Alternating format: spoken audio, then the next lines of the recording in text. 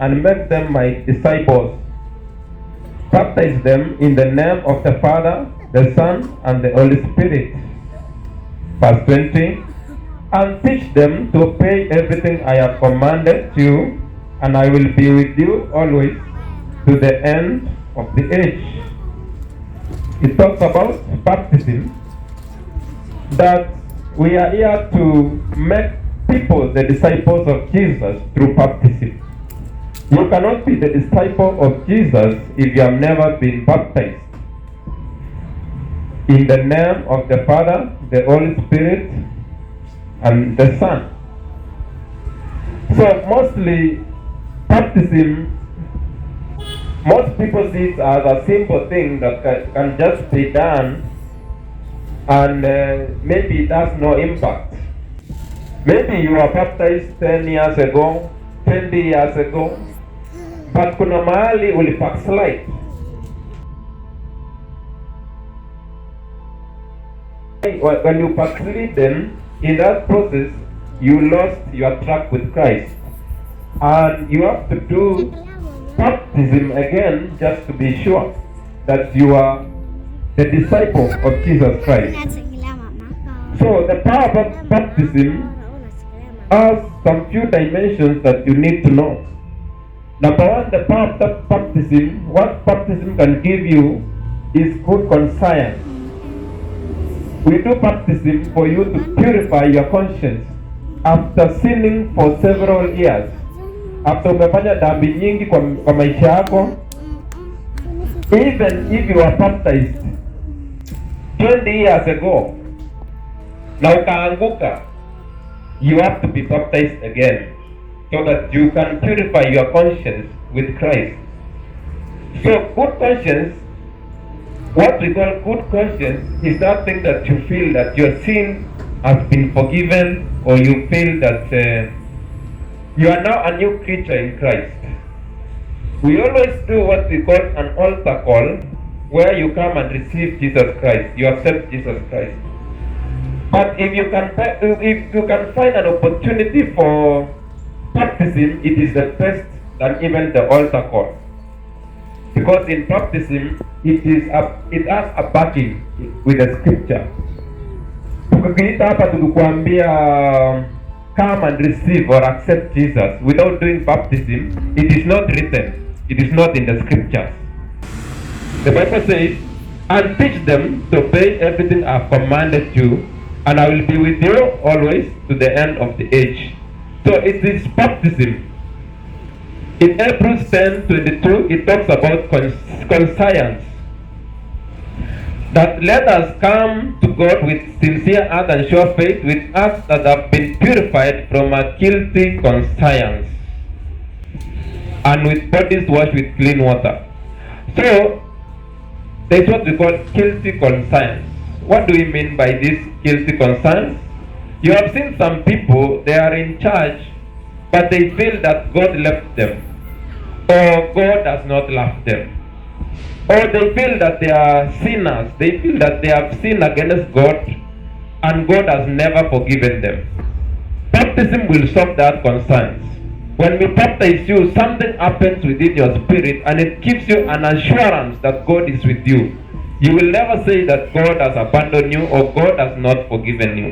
So baptism is about good conscience. When we baptize you with water, you have a new mind and a new heart, where you feel that God is with you. That is the purpose of baptism, number one. Number two, it is forgiveness and cleansing from sins. I've said that there are people who feel that God has never forgiven them for some sins they did. Why? Because they have never went again and have a baptism session which will purify their conscience. Conscience is very important, because this is what makes us stand with courage in front of God and say, God, help me this way. God, I've seen you. I thank you for this and that. So baptism brings what we call forgiveness and cleansing from sins. In Acts 2 verse 38, it talks about each of you must turn from your sins and turn to God. and be baptized in the name of Jesus Christ for the forgiveness of your sins. When we do an altar call is good where we tell you, say after me.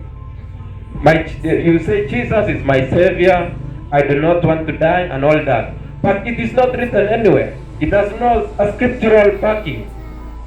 So you might have experienced that with that you have been doing altar calls where you are told to say after someone, but now it is not in the scriptures.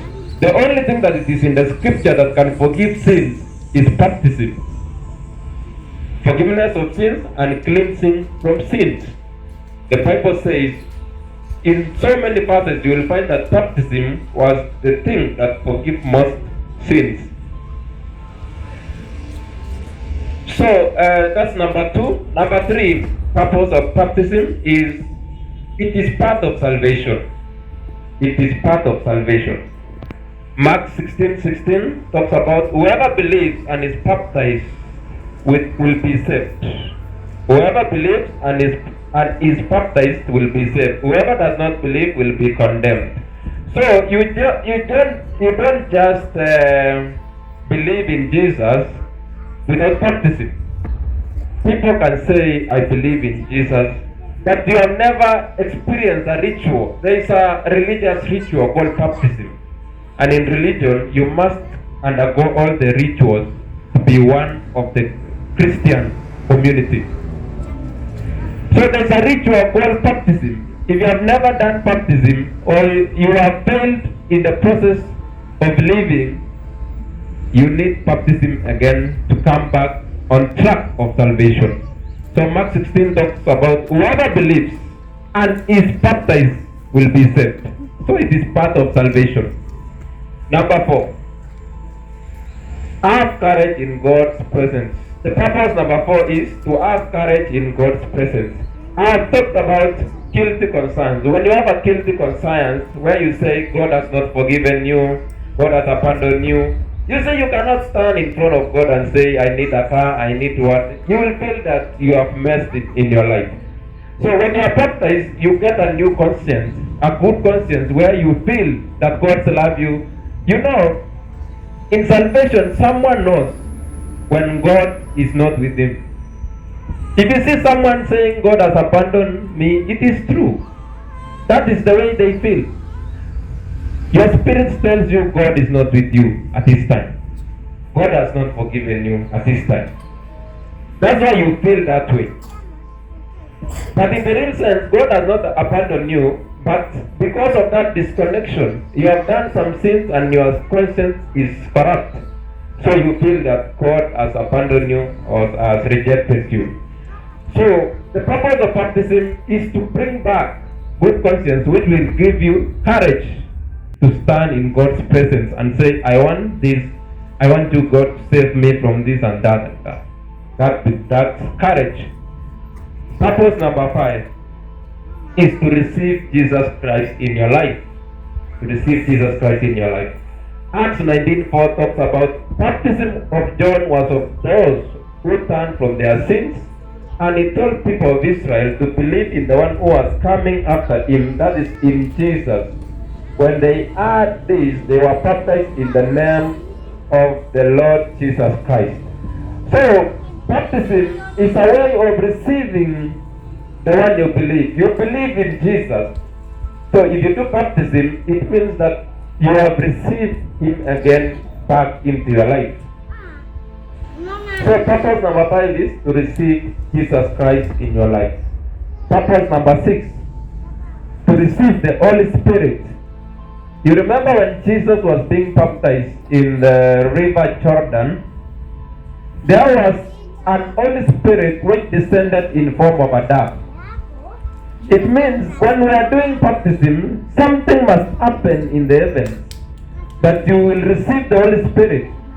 Because when you are sinning, maybe you are doing some sins, the Holy Spirit maybe escapes from you because of the sins you are doing. You cannot return the Holy Spirit by just professing. You have to do a ritual called baptism. which is written. It is written, baptism will give you the Holy Spirit. Jesus received the Holy Spirit during the baptism. Everyone else received the Holy Spirit during some baptism. So it is important to do baptism as many times as you can. If you feel like you ulianguka, the only way you can feel with a good conscience or have a new courage with God is to be baptized. When you are baptized now, you feel that God is now with you and He will do what you are asking Him to do. So it is a way of receiving the Holy Spirit. The Bible says in Mark 1 verse 8 that I baptize you with water, but He will baptize you with the Holy Spirit. That is Jesus. This day we deal with Jesus. We no longer deal with John because we are in another era. So Jesus will baptize you with the Holy Spirit when you come to our baptism ritual.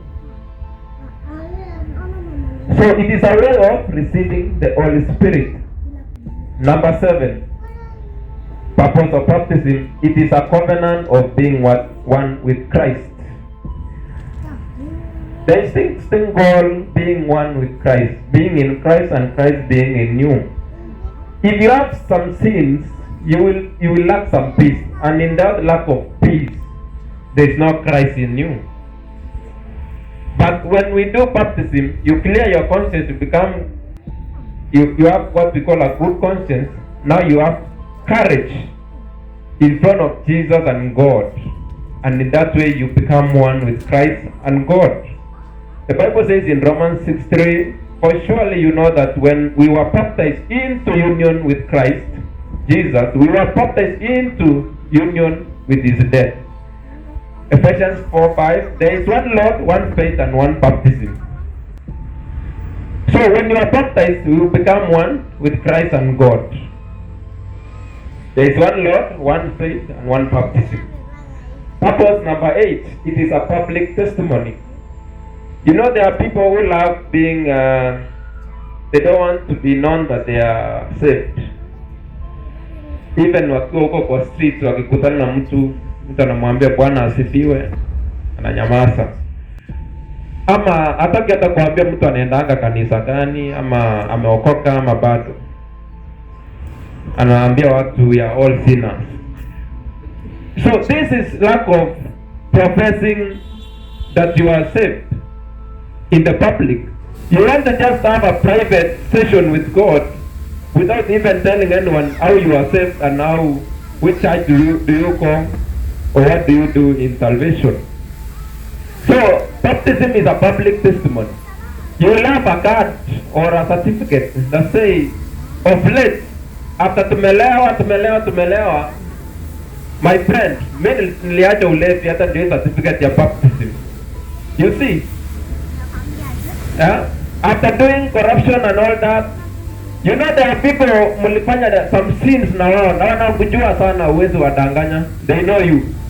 Ukiwaambia niliokoka wanasema lini? Where is the proof uliokoka?